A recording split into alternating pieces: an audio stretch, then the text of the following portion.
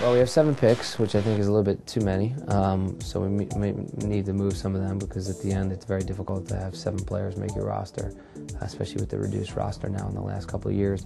In terms of the draft, there's going to be players out there that are going to help teams in MLS, and I think it's a deeper draft, from all accounts, and it seems like they signed a decent amount of Generation Adidas players, and some top seniors also been signed already. So there'll be some picks, and we have 3 picks of the top 18, and we're hoping that those 3 picks that guys can come in and help us. And then in the later rounds, you never know. You could get some sleepers and some guys that could pan out, and it's definitely happened throughout MLS where a 3rd or 4th round pick has gone on and been a good player in MLS. And sometimes it's the best available player, and sometimes it's positional. I mean, it wouldn't make sense to go out with 7 picks and draft 7 forwards. Obviously, that's not going to, wouldn't be real smart. So it just depends. Obviously we have the 2nd pick in the draft, which we feel we can get a player that can really contribute right away for us, and we're hoping that that'll be the case. And then also the other 2 picks, early picks that we have, we're hoping that guys can really come in and help us out. And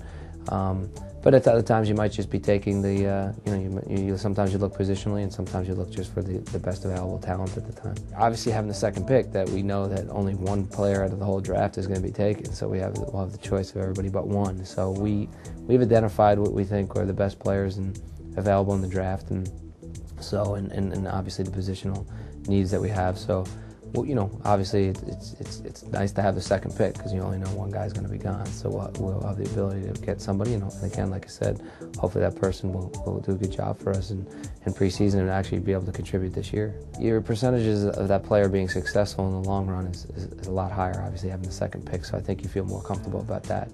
But as we all know, there's, and it happens in all sports and Major League Soccer, you could have the 2nd pick overall and, ended up that player not being, you could do all your work you can and all the research you want on the player, and for some reason sometimes they just don't pan out. And it's just because they're jumping from one level from the collegiate level to the professional level. So, we're going to hopefully have a pretty good feel for all the players and the best players, and we're going to try to make the best choice we can from all the information we have and all the evaluation that has gone on with the player, and that player can help us. And I guess there's pressure all the time, and again, it's not an exact science, and you're hoping that it's going to pan out, and you hope that player is going to be a good MLS player for years to come. Let's get together after the combine and draft, and we can discuss how the combine went and our draft selections, and how we think that they're going to help us improve our team and help us to win a championship here in the future.